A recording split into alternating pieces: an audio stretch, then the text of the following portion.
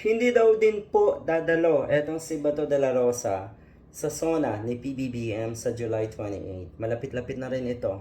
Oo nga naman. Anong gagawin mo doon? At bakit? Expected ka ba doon? Natural lamang siguro na invited ka. Natural lamang siguro na isipin ng tao na dapat kang pumunta bilang ikaw ay parte ng ating gobyerno. Pero ang ibig sabihin lang nito, you see, hindi ka parte ng gobyerno.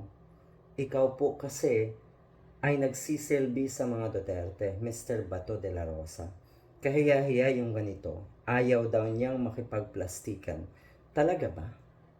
Hindi kayo nakikipagplastikan sa mga Duterte? Hindi pa yan pakikipagplastikan? Kasi ang totoo niyan, alam niyo ang totoo. Alam niyo kung ano yung totoong ginagawa ng mga Duterte. Pero kailangan yung kumapit at kailangan yung makipagplastikan sa bawat isa. Kasi kung totoo, siguro darating sa punto na naiisipin mo na dapat kayong maglaglagan. Pero hindi, kakapit at kakapit kayo. Makikipagplastikan pa rin kayo sa isa't isa. Ugaling nyo yan. Tapos ganito ang sasabihin mo na ayaw mong makipagplastikan at bakit? Pwede ka namang doon hindi pumalakpak katulad ni Senator Riza Ontiveros dati. Pwede ka rin hindi magsalita, umimik. Pero sa puntong ito, ang iisipin ng mga kababayan natin, leche ka. Hindi ka parte ng gobyerno sa mga reasoning mo na ito. Oh, Mr. Bato de la Rosa. Yan. Ayaw daw niya makipagplastikan. Masama daw ang loob niya. Masama daw ang loob niya kay PBBM.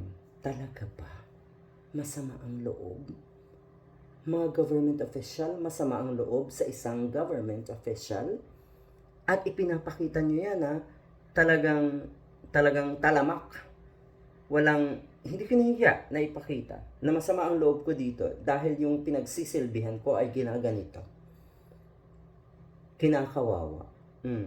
Diba, Mr. Bato? Come on. Ito ay, akala nyo sige, nanalo ka uli. Maraming bumoto sa'yo. Kasi yung mga bumoto sa'yo, alam ko, mga baluktot ang kaisipan. Mga uto-uto. Mga nabudol na rin dati pa. So, ito. Tatatak sa mga kababayan natin kung anong klaseng senador ka. Hindi ka naman talaga senador ng ating bansa, ng taong bayan, kundi senador ka ng mga Duterte.